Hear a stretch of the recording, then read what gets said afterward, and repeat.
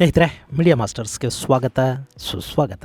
ಗೆಳೆಯರೆ, ತಳಪತಿ ವಿಜಯ್ ಸದನದಲ್ಲಿ ಬಹುಮತವನ್ನ ಸಾಬೀತುಪಡಿಸಿದ್ದಾರೆ. ಈ ಮೂಲಕ ತಮಿಳುನಾಡಿನ ಮುಖ್ಯಮಂತ್ರಿಯ ಹುದ್ದೆಯಲ್ಲಿ ವಿಜಯ್ ಭದ್ರವಾಗಿದ್ದಾರೆ. ಬಹುಮತವನ್ನ ಸಾಬೀತುಪಡಿಸೋದಕ್ಕೆ ಅವರಿಗೆ 118 ಶಾಸಕರ ಬೆಂಬಲ ಬೇಕಾಗಿತ್ತು. ಅಂತಿಮ ಕ್ಷಣದಲ್ಲಿ ಎಐಎಡಿಎಂಕೆ ಇಬ್ಬಾಗವಾಗಿ ಷಣ್ಮುಗಂ ನೇತೃತ್ವದಲ್ಲಿ 30 ಮಂದಿ ಶಾಸಕರು ವಿಜಯ್ಗೆ ಬೆಂಬಲವನ್ನ ಘೋಷಣೆ ಮಾಡಿದ್ರು. ಡಿಎಂಕೆ ಮತದಾನದಲ್ಲಿ ಭಾಗವಹಿಸದೆ ಎದ್ದು ಹೋಯಿತು. ಎಐಎಡಿಎಂಕೆಯ ಒಂದಷ್ಟು ಜನ ವಿಜಯ್ ವಿರುದ್ಧ ಮತ ಚಲಾವಣೆ ಮಾಡಿದ್ರು. 5 ಮಂದಿ ತಟಸ್ಥವಾಗಿ ಉಳ್ಕೊಂಡ್ರು. ಇನ್ನು ವಿಜಯ್ ಪರ 144 ಮತಗಳು ಚಲಾವಣೆ ಆದವು. ಹೀಗಾಗಿ ತಮಿಳುನಾಡಿನ ಮುಖ್ಯಮಂತ್ರಿಯಾಗಿ ಪ್ರಮಾಣ ವಚನವನ್ನ ಸ್ವೀಕರಿಸಿದ ವಿಜಯ್ ಸದನದಲ್ಲಿ ಬಹುಮತ ಸಾಬೀತುಪಡಿಸೋದ್ರಲ್ಲಿ ಯಶಸ್ಸನ್ನ ಪಡ್ಕೊಂಡ್ರು. ಇನ್ನು ವಿಜಯ್ ಮುಖ್ಯಮಂತ್ರಿಯಾಗಿ ಪ್ರಮಾಣ ವಚನ ಸ್ವೀಕರಿಸಿದ ನಂತರ ಅಲ್ಲಿ ಜನಕ್ಕೆ ಇಷ್ಟ ಆಗೋ ಥರದ ಮತ್ತು ಒಂದಷ್ಟು ಜನರ ವಿರೋಧಕ್ಕೆ ಕೂಡ ಕಾರಣವಾಗುವಂತಹ ನಿರ್ಧಾರಗಳನ್ನ ತಗೊಳ್ತಾ ಹೋಗ್ತಾ ಇದ್ದಾರೆ. ಸುಮಾರು 700ಕ್ಕೂ ಹೆಚ್ಚು ಮದ್ಯದಂಗಡಿಗಳನ್ನು ಮುಚ್ಚಿಸುವ ಕೆಲಸ ಅಲ್ಲಿ ನಡೆದಿದೆ. ಶಾಲೆಗಳು, ಬಸ್ ಸ್ಟ್ಯಾಂಡುಗಳು, ದೇವಾಲಯಗಳ ಪಕ್ಕದಲ್ಲಿ ತಲೆ ಎತ್ತಿದ್ದ ಸಾಕಷ್ಟು ಮದ್ಯದಂಗಡಿಗಳ ವಿರುದ್ಧ ವಿಜಯ್ ಸರ್ಕಾರ ಕ್ರಮ ಕೈಗೊಳ್ತಾ ಇದೆ. ಮತ್ತೊಂದು ಕಡೆ ವಿಜಯ್ ತಮ್ಮ ಸಲಹೆಗಾರನಾಗಿ ತಮ್ಮ ಖಾಸಗಿ ಜ್ಯೋತಿಷಿಯನ್ನ ನೇಮಕ ಮಾಡಿಕೊಂಡಿದ್ದಾರೆ. ಇದು ಕೂಡ ಅಲ್ಲಿ ಸಾಕಷ್ಟು ಜನರ ವಿರೋಧಕ್ಕೆ ಕಾರಣ ಆಗ್ತಾ ಇದೆ. ಡಿಎಂಕೆ ಇದನ್ನು ತೀವ್ರವಾಗಿ ವಿರೋಧಿಸಿದೆ.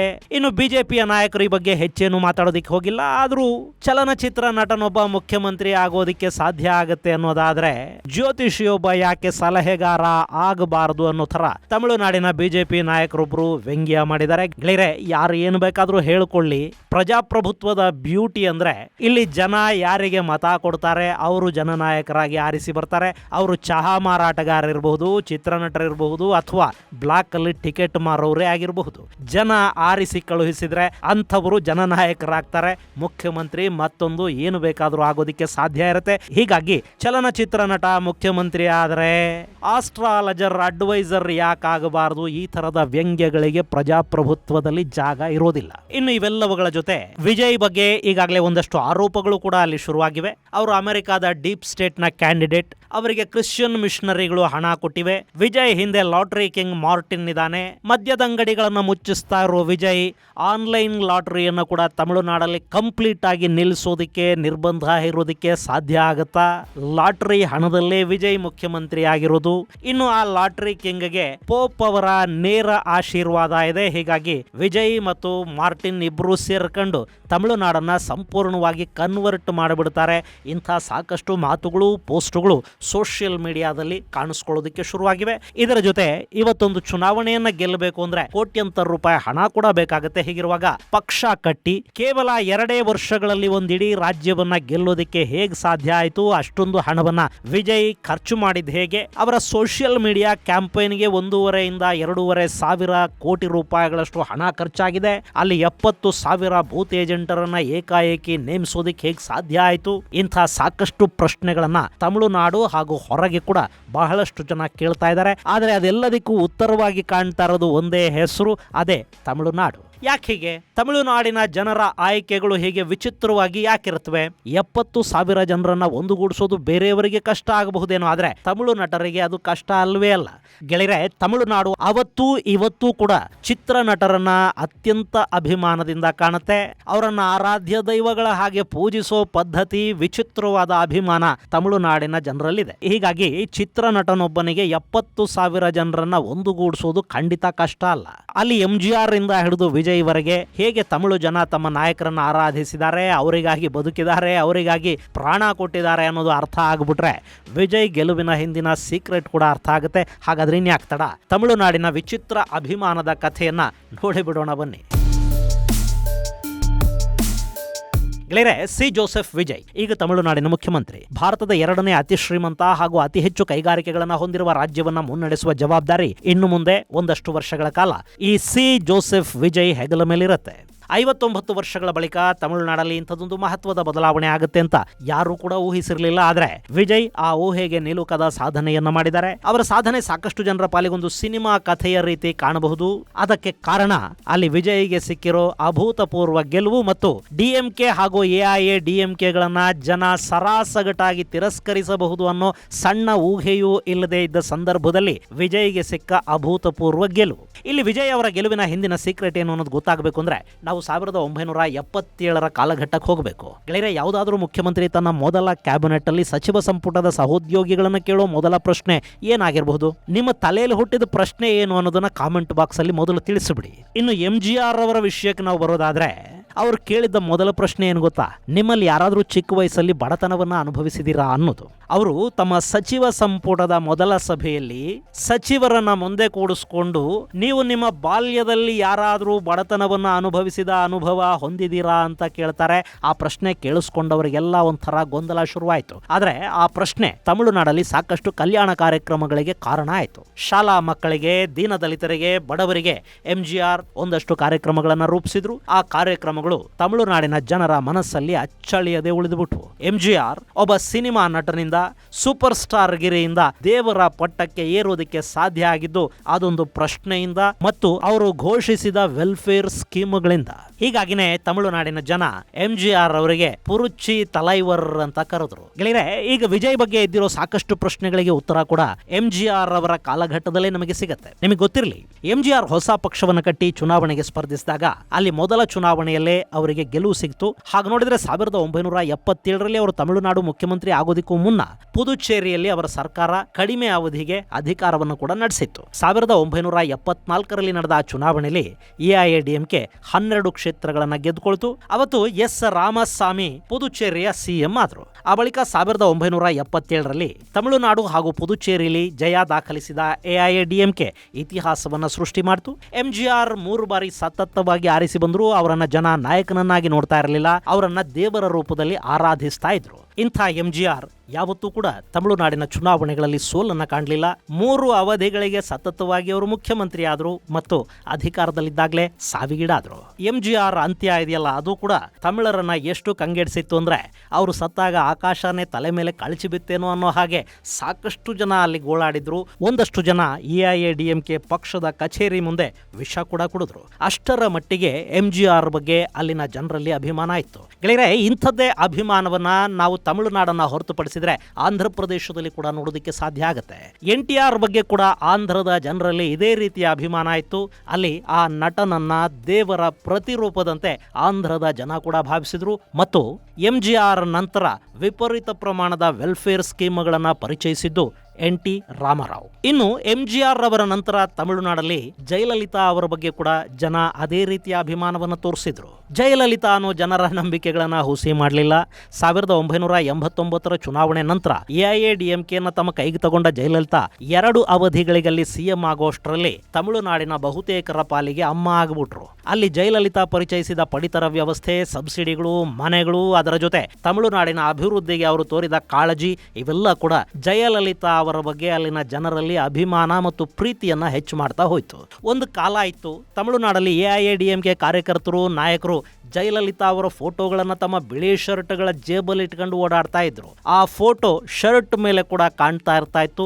ಅಷ್ಟೊಂದು ಅಭಿಮಾನವನ್ನ ಜಯಲಲಿತಾ ಮೇಲೆ ತಮಿಳು ಜನ ತೋರಿಸಿದ್ರು. ಇನ್ನು ತಮಿಳುನಾಡಲ್ಲಿ ಸಾಕಷ್ಟು ವೆಲ್ಫೇರ್ ಸ್ಕೀಮುಗಳು, ಫ್ರೀಗಳು, ಅಕ್ಕಿ ಕೊಡೋದು, ಸಬ್ಸಿಡಿ ಕೊಡೋದು, ಇದೆಲ್ಲ ಶುರುವಾಗಿದ್ದು MGR ಕಾಲಘಟ್ಟದಲ್ಲಿ. ಆ ಬಳಿಕ ಅದನ್ನ AIADMK ಮುಂದುವರಿಸಿಕೊಂಡು ಬಂತು.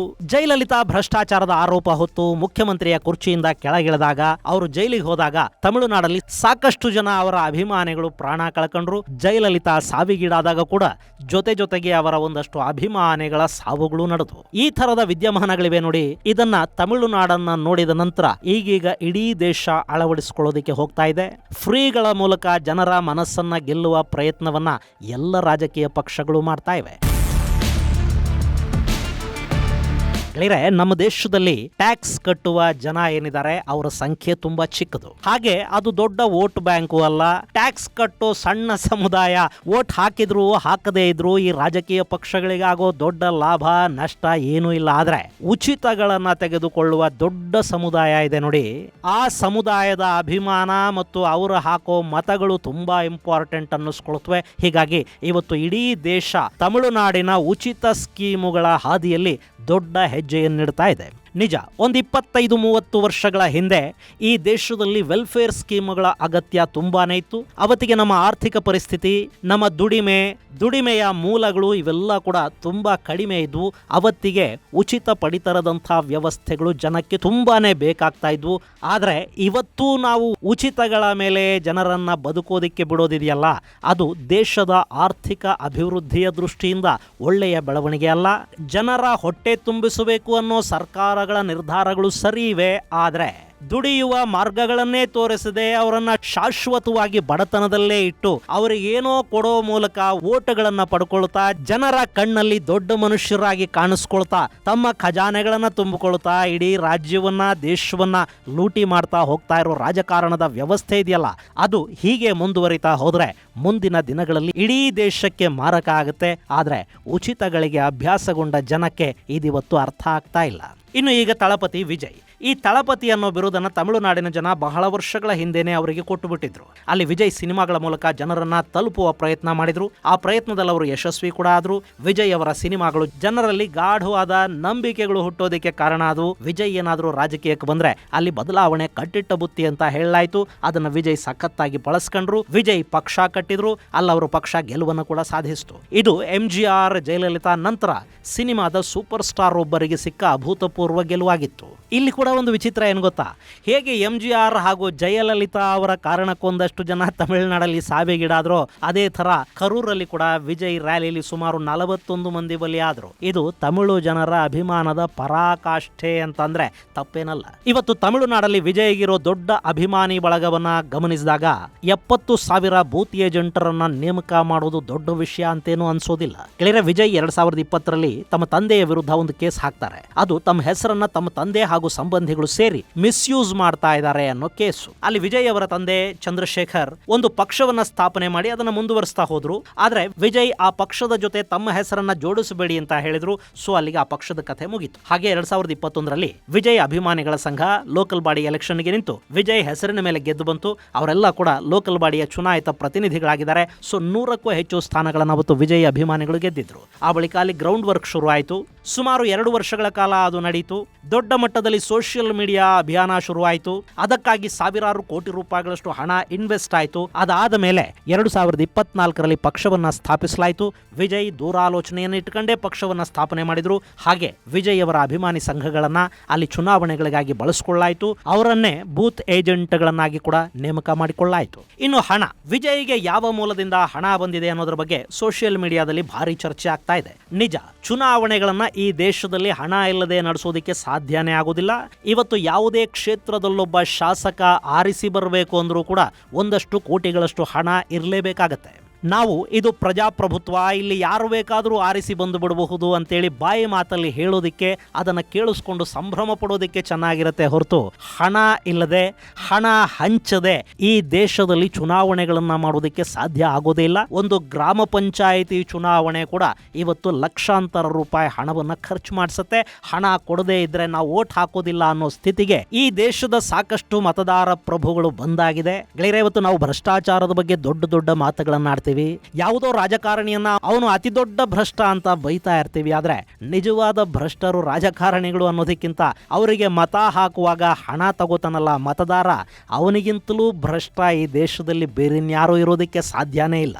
ಹೀಗಾಗಿ ವಿಜಯ್ ಕೂಡ ಹಣ ಇಲ್ಲದೆ ಚುನಾವಣೆಗಳನ್ನ ಮಾಡೋದಕ್ಕೆ ಸಾಧ್ಯ ಆಗಿಲ್ಲ. ಅಭಿಮಾನಕ್ಕೆ ಅಷ್ಟೊಂದು ಓಟುಗಳು ಬರೋದಿಲ್ಲ. ಅವರು ಹಣ ಖರ್ಚು ಮಾಡಿದ್ದಾರೆ. ಆ ಹಣವನ್ನ ಸಾಕಷ್ಟು ಜನ ದೇಣಿಗೆಯ ರೂಪದಲ್ಲಿ ಕೊಟ್ಟಿರೋದು ಇರುತ್ತೆ. ಆದ್ರೆ ಟ್ರಾನ್ಸ್ಪರೆನ್ಸಿಯ ದೃಷ್ಟಿಯಿಂದ ಹಣ ಎಲ್ಲೆಲ್ಲಿಂದ ಬಂತು, ಯಾವ ಹಣವನ್ನ ಅವರು ಚುನಾವಣೆಗೆ ಖರ್ಚು ಮಾಡಿದ್ದಾರೆ ಅನ್ನೋದನ್ನ ವಿಜಯ್ ಅವರ ಪಕ್ಷ ಬಹಿರಂಗಪಡಿಸಬೇಕಾಗತ್ತೆ. ದೇಣಿಗೆಗಳನ್ನ ಸ್ವೀಕರಿಸಿದ್ರೆ ಆ ದೇಣಿಗೆಗಳ ವಿವರಗಳನ್ನ ಜನರ ಮುಂದಿಡಬೇಕು. ಅದು ಪ್ರಾಮಾಣಿಕತೆ ಮತ್ತು ಪಾರದರ್ಶಕತೆ ಅನ್ನಿಸ್ಕೊಳ್ಳುತ್ತೆ. ಇನ್ನು ಲಾಟ್ರಿ ಕಿಂಗ್ ಪಾತ್ರ ಏನು ಅನ್ನೋದು ಮುಂದಿನ ದಿನಗಳಲ್ಲಿ ಖಂಡಿತ ಗೊತ್ತಾಗುತ್ತೆ. ಈ ಲಾಟ್ರಿ ಕಿಂಗ್ ಮಾರ್ಟಿನ್ನ ಅಳಿಯಾನೆ ವಿಜಯ್ ಪಕ್ಷದ ಪ್ರಧಾನ ಕಾರ್ಯದರ್ಶಿ. ಆತನಿಗೆ ಸಚಿವ ಸಂಪುಟದಲ್ಲಿ ಸ್ಥಾನ ಕೂಡ ಸಿಕ್ಕಿದೆ. ಮುಂದಿನ ದಿನಗಳಲ್ಲಿ ಕೂಡ ತಮಿಳುನಾಡು ಸರ್ಕಾರದ ಮೇಲೆ ಮಾರ್ಟಿನ್ನ ಪ್ರಭಾವ ಎಷ್ಟರ ಮಟ್ಟಿಗಿರುತ್ತೆ ಅನ್ನೋದು ಖಂಡಿತ ಗೊತ್ತಾಗುತ್ತೆ. ಇಷ್ಟರ ಮೇಲೂ ವಿಜಯ್ ಅವರ ಗೆಲುವಿನ ಹಿಂದೆ ತಮಿಳರ ಅಭಿಮಾನನೂ ಇದೆ, ಅವರ ಸಿನಿಮಾಗಳ ಪ್ರೀತಿ ಇದೆ, ಸೋಷಿಯಲ್ ಮೀಡಿಯಾಗಳ ಮೂಲಕ ಬಿಲ್ಡ್ ಮಾಡಿಕೊಂಡ ಪ್ರಭೆ ಇದೆ, ಚುನಾವಣೆಗಳಲ್ಲಿ ಹರಿದ ಹಣ ಇದೆ, ಜೊತೆಗೆ ವಿಜಯ್ ಘೋಷಿಸಿದ ಫ್ರೀಗಳು ಇವೆ. ಗೆಳೆಯರೆ, ಈಗಾಗಲೇ ತಮಿಳುನಾಡು ಸುಮಾರು 10 ಲಕ್ಷ ಕೋಟಿ ರೂಪಾಯಿಗಳಿಗಿಂತಲೂ ಹೆಚ್ಚು ಸಾಲದ ಹೊರೆಯನ್ನ ಹೊತ್ತಿದೆ. ಅದನ್ನ ವಿಜಯ್ ಕೂಡ ಹೇಳಿದ್ದಾರೆ. ಆ ಬಗ್ಗೆ ನಾವು ಒಂದು ಶ್ವೇತಪತ್ರವನ್ನು ಕೂಡ ಹೊರಡಿಸ್ತೀವಿ ಅಂತ ವಿಜಯ್ ಹೇಳಿದ್ದಾರೆ. ಈಗಾಗಲೇ 10 ಲಕ್ಷ ಕೋಟಿಗೂ ಅಧಿಕ ಸಾಲದ ಹೊರೆಯನ್ನ ಹೊತ್ತಿರುವ ತಮಿಳುನಾಡಿನ ಮೇಲೆ ವಿಜಯ್ ಪ್ರತಿ ವರ್ಷ ಮತ್ತೆ 1 ರಿಂದ 1.5 ಲಕ್ಷ ಕೋಟಿ ರೂಪಾಯಿಗಳಷ್ಟು ಹೆಚ್ಚುವರಿ ಸಾಲವನ್ನು ಹೊರಿಸ್ತಾ ಹೋಗ್ತಾರೆ. ಅದಕ್ಕೆ ಕಾರಣ ಆಗೋದು ವಿಜಯ್ ಘೋಷಣೆ ಮಾಡಿರೋ ಫ್ರೀಗಳು. ಈಗ ವಿಜಯ್ ಅವರ ಫ್ರೀಗಳಿಗೂ ಹಣ ಬೇಕು. ಹಾಗೆ ಈ ಹಿಂದೆ DMK ಸರ್ಕಾರ ಘೋಷಣೆ ಮಾಡಿ ಕೊಡ್ತಾ ಇದ್ದ ಉಚಿತ ಸ್ಕೀಮುಗಳೇನಿವೆ ಅವುಗಳನ್ನು ಕೂಡ ವಿಜಯ್ ಸರ್ಕಾರ ಮುಂದುವರಿಸಬೇಕಾಗತ್ತೆ. ಅದಕ್ಕೂ ಹಣ ಬೇಕಾಗುತ್ತೆ. ಆ ಹಣವನ್ನ ತಮಿಳುನಾಡಿನ ಈ ಹೊಸ ಸರ್ಕಾರ ಎಲ್ಲಿಂದ ತರತ್ತೆ ಅನ್ನೋದನ್ನು ಕೂಡ ಕಾದು ನೋಡಬೇಕಿದೆ. ತಮಿಳುನಾಡಿನ ಆದಾಯವನ್ನ ಹೆಚ್ಚು ಮಾಡಿ ಆ ಹಣವನ್ನ ಸರಿತೂಗಿಸ್ಕೋತಾರ ಅಥವಾ ಮತ್ತಷ್ಟು ಮಗದಷ್ಟು ಸಾಲಗಳನ್ನ ತಮಿಳುನಾಡಿನ ತಲೆ ಮೇಲೆ ಹೊರಿಸ್ತಾರ ಅನ್ನೋದಕ್ಕೆ ಕಾಲಾನೇ ಉತ್ತರಿಸಬೇಕು. ಇದು ಗೆಳೆಯರೆ, ಸಿನಿಮಾ ಹಾಗೂ ಸಿನಿಮಾ ಮಂದಿಯನ್ನ ತಮಿಳುನಾಡಿನ ಜನ ಹೇಗೆಲ್ಲ ಆರಾಧಿಸ್ತಾರೆ, ಅವರಿಗೆ ಯಾಕೆ ಮತ ಹಾಕ್ತಾರೆ ಅನ್ನೋದರ ಜೊತೆಗೆ ವಿಜಯ್ ಅವರ ಮುಂದಿನ ಅಧಿಕಾರಾವಧಿಯ ಕುರಿತಾದ ಕುತೂಹಲಗಳಿಗೆ ಸಂಬಂಧಪಟ್ಟ ಒಂದಷ್ಟು ಮಾಹಿತಿ ಮುಂದಿನ ಸಂಚಿಕೆಯಲ್ಲಿ ಮತ್ತಷ್ಟು ವಿಶೇಷಗಳ ಜೊತೆ ಮತ್ತೆ ಭೇಟಿಯಾಗೋಣ. ಅಲ್ಲಿವರೆಗೆ ಜೈ ಹಿಂದ್, ಜೈ ಕರ್ನಾಟಕ.